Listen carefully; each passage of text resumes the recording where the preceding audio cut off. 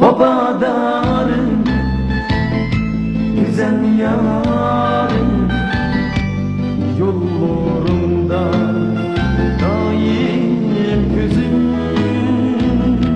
Babadarım, güzel yarım, sana emrim olsun sözüm.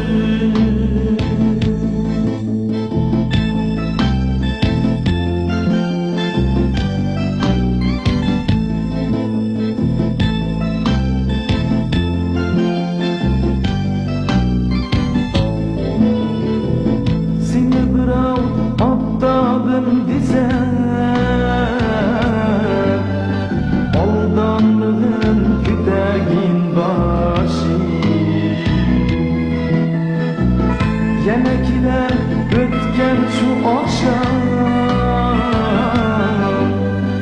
ay iyigeler burnun koyaşı. Babadarım, güzel yarım, yollarında daim gözüm. Babadarım, güzel yarım, sana hemrah olsun sözüm.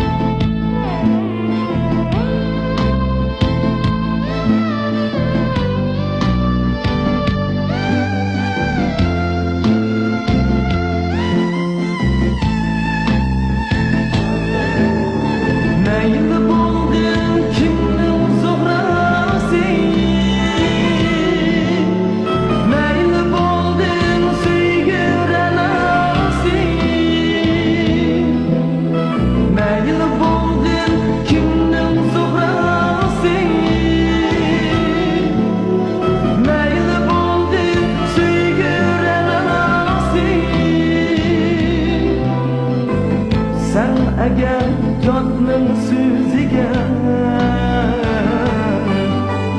ilk şudur bəxtim qarası.